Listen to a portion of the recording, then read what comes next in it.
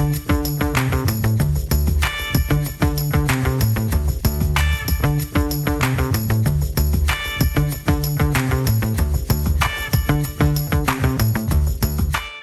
back to Thinking Out Loud. I'm Joel. I'm Brad. It is good to be back in the saddle again. It is. It's been a minute. All right. Had a question come up multiple times from potential brands that we were working with or after speaking at digital advertising conferences.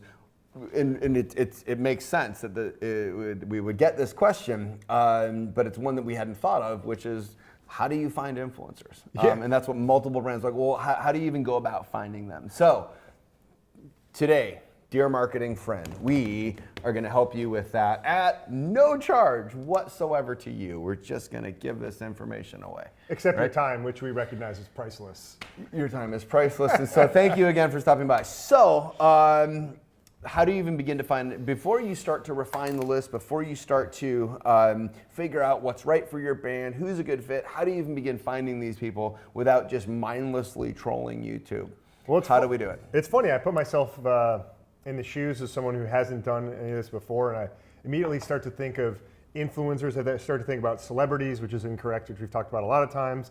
And then you get really overwhelmed quickly thinking, how would I even reach out to Magic Johnson or Michael Jordan or some other huge name? Right. And it's not very easy to do that if you're reaching for those people. The good news is when you're actually working with influencers, not celebrities, there's a lot of great channels that you can do that. And if we want to narrow it even more in terms of social media and specifically YouTube, well, YouTube makes it really easy to be able to reach out to influencers, where you can just click on the About page and get their email address. But before you even dive into that, there's great tools that are free out there for you to be able to get the lay of the land in terms of all the different channels and influencers that are out there, so you can start sifting through them really, really easily. So I know some of the brands that we work with really like to use a plugin for Chrome called TubeBuddy, which we actually haven't used a ton of, but I know it's out there, and people are fans of it.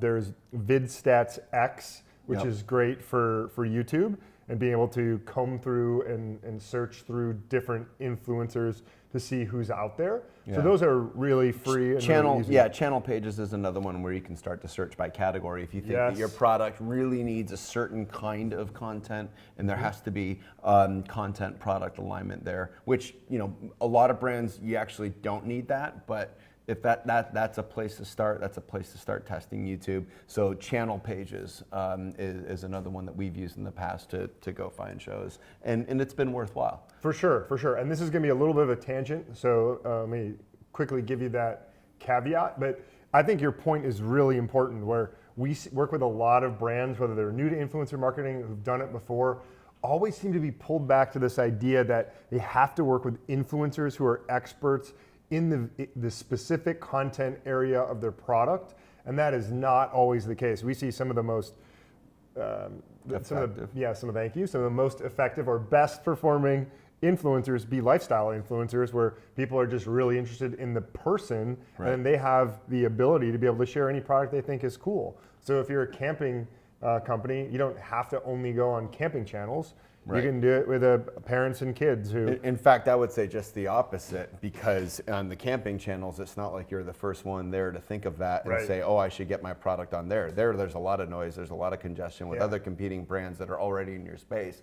I'd say the beauty of influencers is you can go outside. Exactly. You do a family vlog where there aren't competing sponsors, and you get to be, kind of, have the category dominance for that channel. Yeah, absolutely. If you're watching camping on YouTube, you probably already have the gear. Just like we love to speak at conferences, we're the only marketing people there. We've spoken at marketing conferences, we've spoken at business conferences where we're like the marketing guys, and we love to be the only people there. So I think that's an important concept as you're getting started and trying to figure out what influencers you want to choose. The first thing is to not necessarily think there needs to be a really linear and really direct connection between your product and the influencer. Yeah, absolutely. Okay, then next step, once you've kind of exhausted those resources, if you want, there are some really good platforms. Now these are pay for play, but They're really good platforms at helping show discovery, and most importantly, these can collect inbound leads where an influencer themselves raises their hand saying, I like your product and I would like to talk about it. I want an ad deal from you. And that's got an enormous amount of value. It does. Because one, it gives the brand a more leverage to say, look, we're really excited that you're excited about our product. We want you to speak authentically. At the same time, these are the kinds of things that we would like said. And if the brands can do that without seeming to impose on the influencer, which you have to be really careful about. So among those platforms are Refluence, FameBit,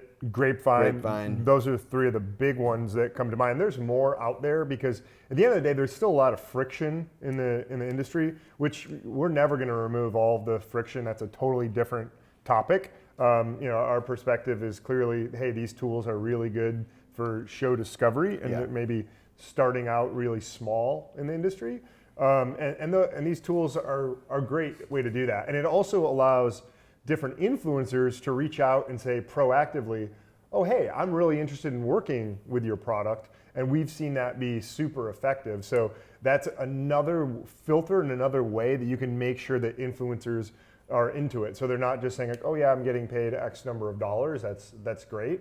But the influencers are actually opting in and saying, hey, I really like your product. I'm into it. And these platforms do give influencers a way to do that. So it's a little bit of filtering of influencers to make sure that they're effective. So and to have that buy-in. Okay, how big should a new brand that's new to influencer marketing go in the beginning? What would be your recommendation? Go small. Go as small as you possibly can, because first and foremost, smaller influencers tend to not have managers. They tend to not have agencies. They tend to not be part of an MCN.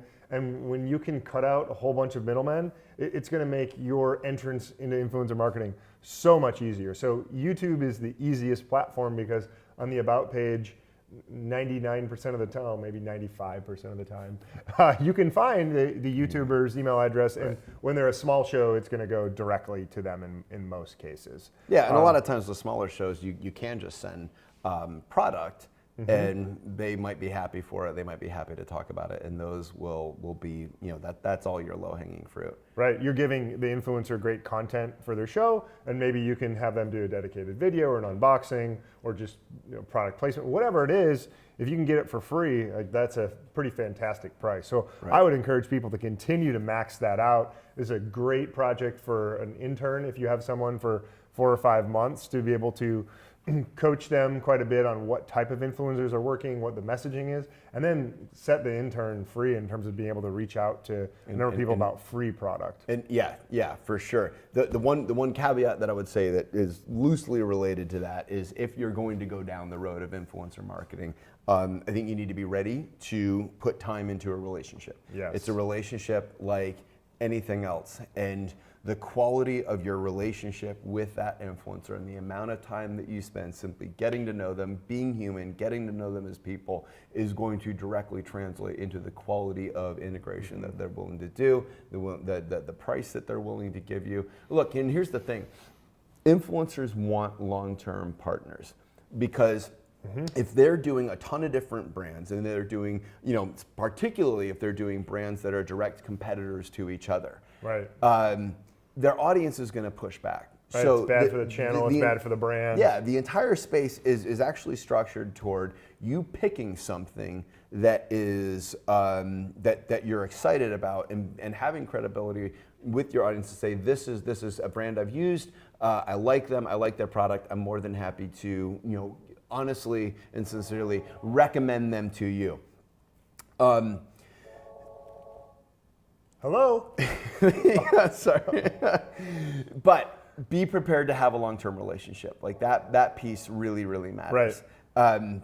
And if you're not structurally set up to be able to do to be able to have a long-term relationship, you need to think about whether this is the right space for you.